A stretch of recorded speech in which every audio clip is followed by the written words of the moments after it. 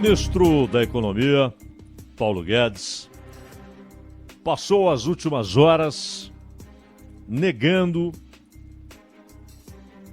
que o seu ministério, ele, com a sua autoridade de ministro, e, ao fim, o governo Bolsonaro, estude acabar com deduções de saúde e educação no imposto de renda.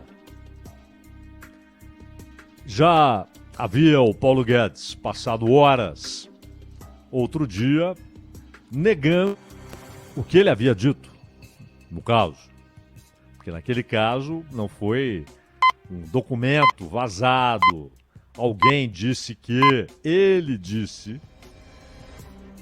que tinha aquela ideia em relação à correção do salário mínimo e aposentadorias, obviamente, mas depois refutou e disse que, na verdade, é o contrário, que a inflação passada estará sempre garantida, até por imposição constitucional, vale ressaltar.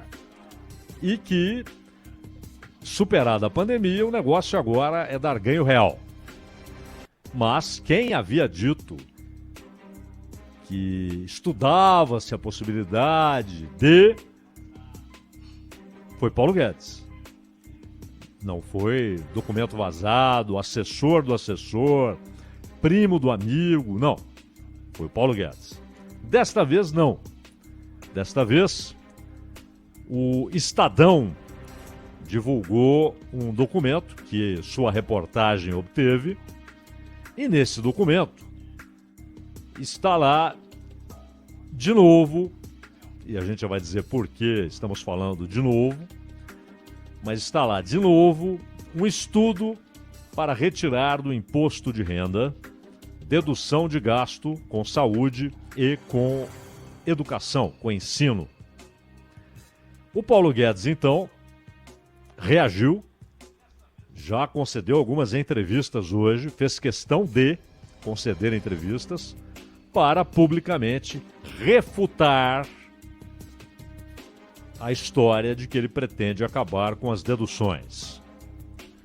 O documento existe, mas o que Paulo Guedes fez hoje foi não apenas negar que esse documento, que essa ideia tem hoje apoio dentro do Ministério e, de maneira mais ampla, dentro do governo, e, ao mesmo tempo, afirmou publicamente, porém era um recado específico para a área fiscal do Ministério, a área do seu Ministério que cuida de questões fiscais e, portanto, tributárias, e para o pessoal da Receita, que também tem feito estudos a respeito.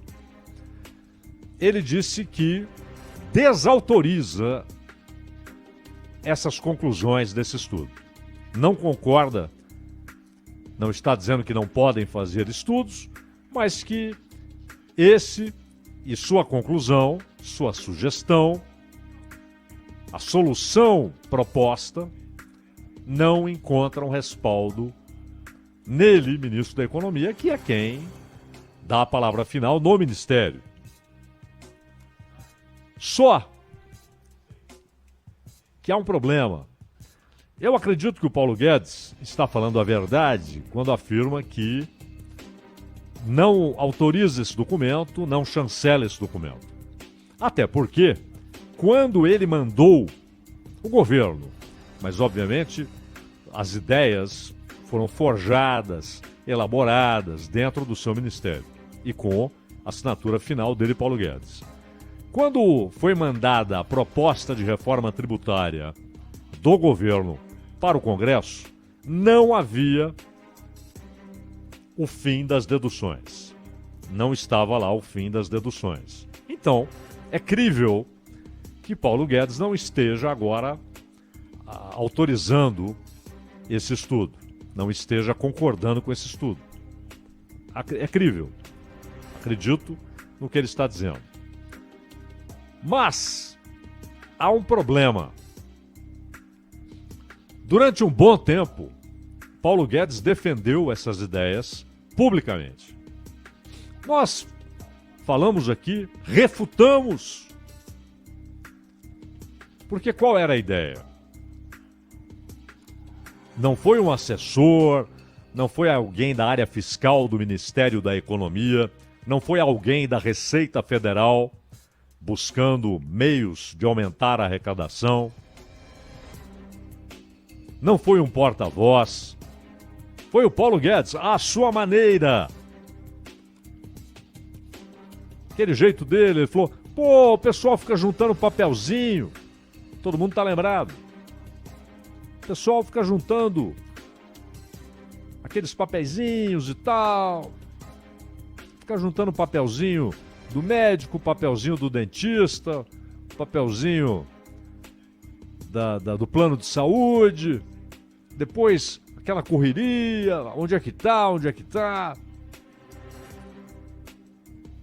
Aí ele disse, vamos eliminar essas deduções e com correção da tabela. Não veio nenhuma coisa nem outra. E a gente dizia aqui que ele estava duplamente equivocado. Primeiro, por não entender a razão dessas isenções. Essas isenções não são favores do Estado brasileiro ao cidadão. Não é um presentinho, uma concessão. É o reconhecimento de que o Estado não consegue devolver à população aquilo que a população paga em impostos. Não consegue devolver com serviços públicos diversos, na área da saúde, na área da educação, na área dos transportes, na área da segurança pública, que é a função primordial do Estado.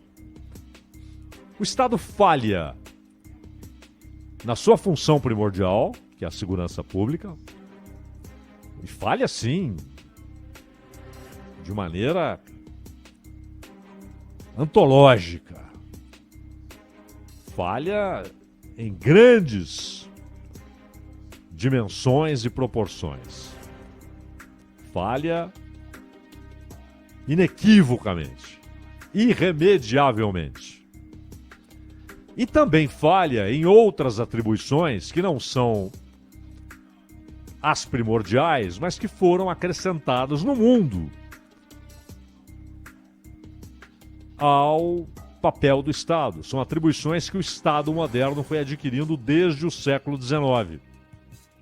Na educação, na saúde, nos transportes. E quando um Estado arrecada e não entrega aquilo que a população, em tese, está adquirindo com os impostos pagos, ou pretende adquirir, há um reconhecimento de que o brasileiro ele paga imposto para ter saúde pública.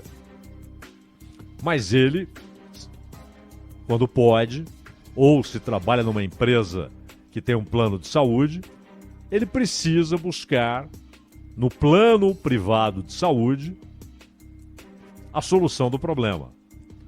Porque o imposto que ele paga não garante a ele um serviço público de saúde capaz de atendê-lo. E olha aqui, o SUS, a gente sempre ressalta isso, o SUS é uma grande ideia. É um grande princípio.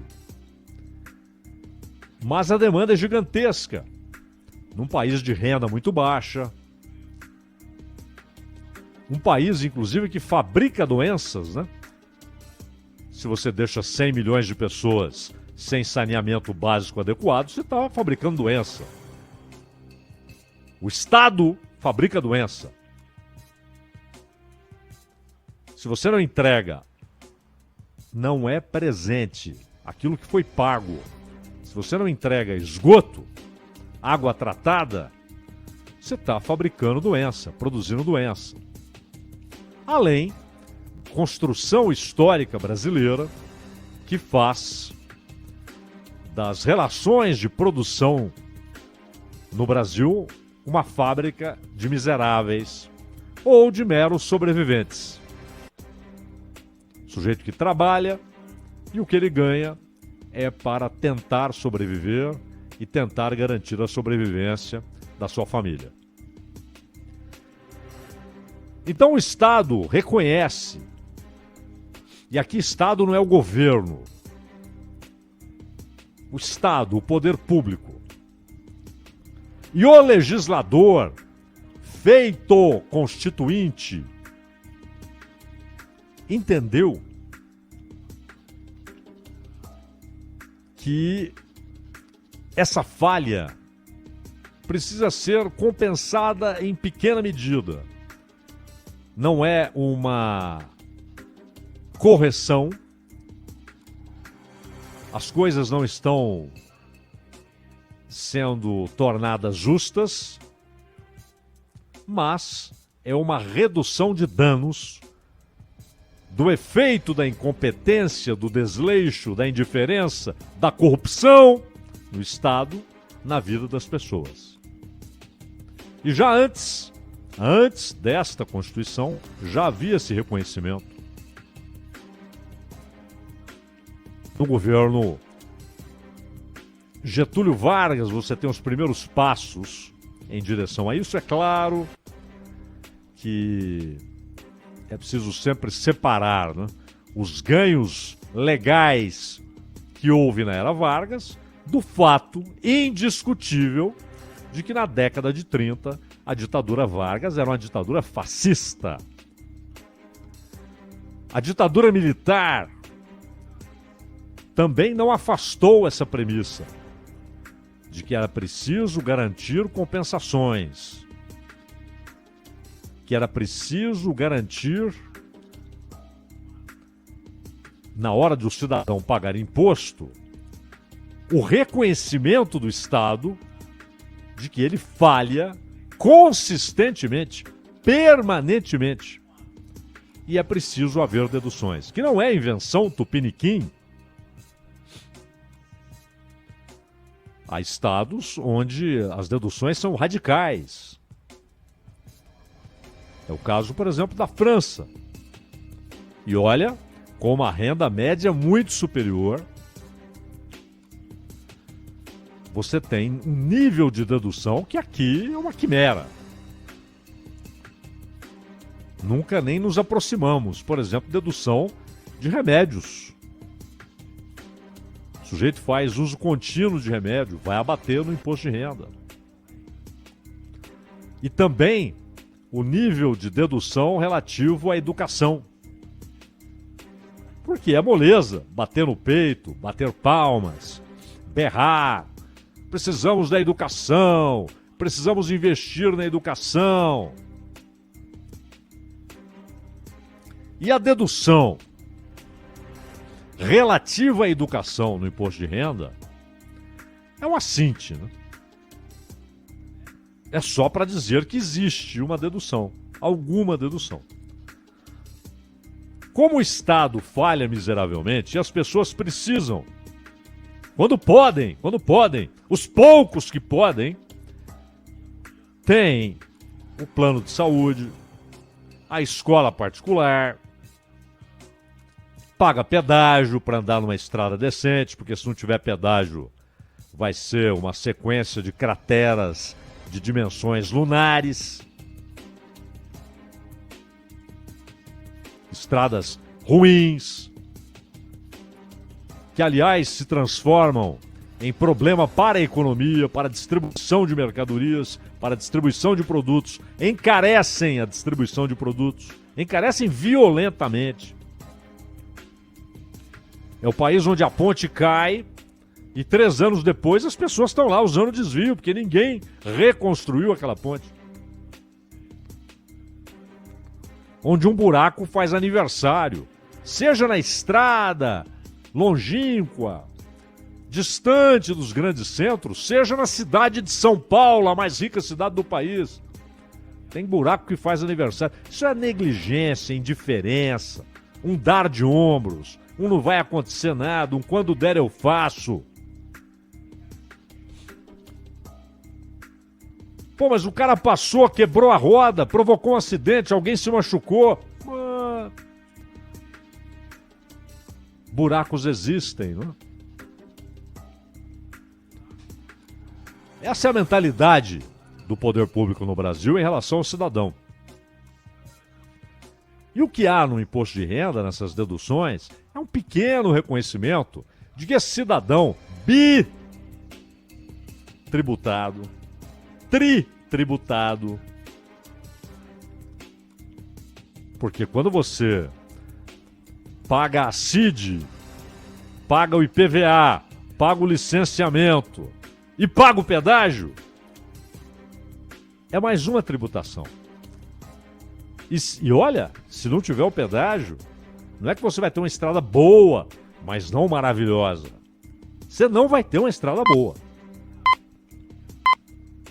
E não haverá investimento. E quando ele paga o plano de saúde, ele está sendo bitributado. E o que pode lá, que paga algum serviço de segurança, uma empresa que seja, um cidadão que pode, dos pouquíssimos que podem, ele também está sendo bitributado. Então isso aqui é apenas um reconhecimento da incompetência do Estado. Não é favor, não é presentinho. Mas lá atrás, o Paulo Guedes veio com esse papo do papelzinho no médico. E dizíamos até aqui na época que talvez ele nunca tenha notado, mas esse cidadão que lá no médico pede o recibo, lá no dentista pede o recibo, que declara o que pagou ao plano de saúde, ao psicólogo, ao fisioterapeuta, enfim, à escola. Ele é um fiscal informal. Ainda mais hoje, com a facilidade de cruzamento de informações. Paguei tanto para o médico. Por que eu vou dizer que paguei?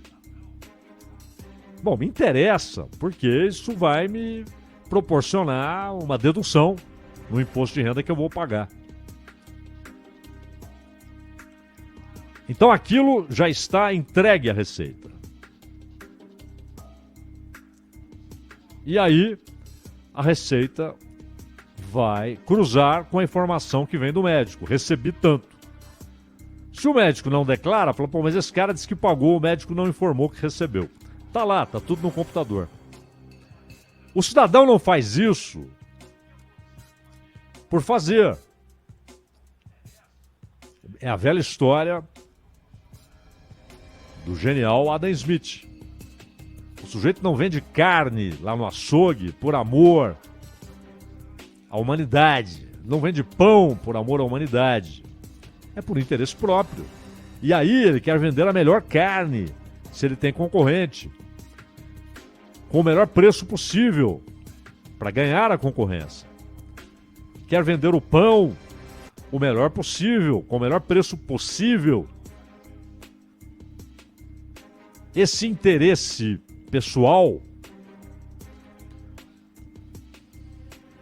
que muitos atribuíam a ideia de instinto, quando Adam Smith falou sobre isso, está presente nessa atitude do contribuinte. Olha, eu paguei tanto. Porque ele tem direito a uma dedução. Ele vira um fiscal informal. Ele facilita muito o trabalho da Receita e, portanto, a arrecadação da Receita. E o médico vai informar, olha, ele até pode cobrar mais, está aqui. Eu recebi tanto, né? Porque ele sabe que essa informação vai e ele também quer prestar a informação verídica, honesta. A sociedade acaba facilitando, assim, tremendamente o trabalho da Receita. Não é o papelzinho. E o Paulo Guedes acalentou, alimentou, gostou dessa ideia e tentou vendê-la ali com uma prosa bem leve, não é? Pô, vocês ficam guardando papelzinho na gaveta, depois daquela correria. Deu um tom informal, quase brincalhão, quase de pilhéria. Pra dizer, pô, vamos acabar com isso. Porque não compreendeu que isso não é um favorzinho, um presentinho, uma concessão do Estado ao cidadão contribuinte. É um reconhecimento das falhas históricas do Estado no uso do dinheiro do contribuinte. Não devolvemos aquilo que você pagou, não entregamos aquilo pelo qual você pagou tanto. Você pagou imposto e deve adquirir serviços. Se eu não entrego serviços, eu estou falhando. Então eu vou deduzir um pouquinho aqui do que você gasta com médico, do que você gasta com educação, do que você gasta com saúde, né? Já que não é possível fazer isso de maneira mensurável com segurança, né? Mesmo com transporte. Não é possível. Agora, com serviços de saúde e educação, sim. A medida representaria uma economia de 30 bilhões para o caixa do governo. E o Guedes avisou sua equipe que descredencia qualquer dessas propostas. Faz muito bem. Tomara ele tenha mudado de ideia. Porque essa ideia é ruim. Se ele mudou de ideia, assunto encerrado. O problema é que ele alimentou essa ideia. Deu força com o seu cargo, seu prestígio, a essa ideia. Mas tomara, de fato, que ele repudie esses estudos. Ele avisou que a Receita está fazendo estudos para aumentar a faixa de isenção. É a única coisa que ele está esperando a Receita, o que é uma notícia ótima e em sentido oposto. No documento, esse que o Estadão conseguiu, os técnicos preveem que com uma reversão da dedução das despesas médicas, a economia seria, no ano cheio, de 24 bilhões e 500 milhões de reais. Já o corte com educação, corte das deduções das despesas com educação, esse corte permitiria um aumento de receita de 5 bilhões e 500 milhões. É até pouco, né? Por que que é pouco? Porque, na verdade, educação você só pode abater até R$ 3.561,50 por dependente. No ano. E saúde não. Não há limite. Por isso esse cálculo, essa diferença,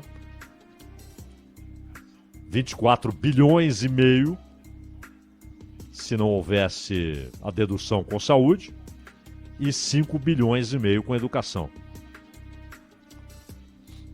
Eu acho que o estudo existe, claro, mas acho que não vai receber qualquer apoio do Paulo Guedes. Mas o problema é que lá atrás ele defendeu isso, então ele tem de lidar com a própria defesa que fez.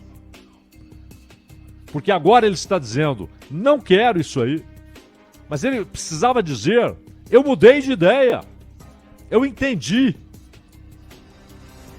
Isso não tem nada a ver com subsídio, com liberalismo econômico, não. Eu, como liberal, não quero saber de deduções. Não é isso. Isso é jardim da infância na discussão das grandes ideias de economia política.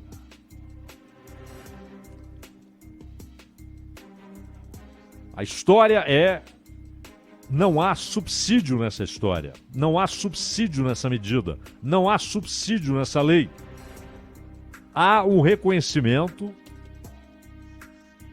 de que o Estado fracassa ano após ano nas suas atribuições, no cumprimento de suas tarefas entregues a ele pela sociedade. Ele falha. Ele falha por negligência, ele falha por indiferença, ele falha por corrupção, que a corrupção tira dinheiro de tudo que é público. Desde o parque até a estrada, desde o porto até o hospital, desde a escola até a situação na segurança pública. A corrupção mata para valer. Para valer. Além de matar de raiva,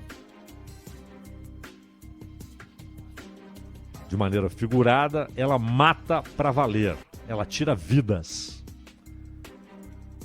Ela tira vidas, ela corrói a saúde pública, a educação pública, a segurança pública. Então, esse Estado especialista em falhas, historicamente, um Estado que falha e que, ao mesmo tempo, construiu uma corte em torno de si, e essa corte vive do bom e do melhor com o dinheiro do povo que não recebe o serviço público que ele paga com seus impostos. Mas os seus impostos garantem o reino encantado, a ilha da fantasia, o baile que nunca termina. Ali, na oligarquia, na corte que a sociedade sustenta. Então isso não é favor nenhum. Não discutam isso como se fosse um presentinho, um subsídio, uma ajudazinha. Não é. É uma devolução mísera, pequena, da grande dívida que o Estado tem com o povo no Brasil. Ronaldinho.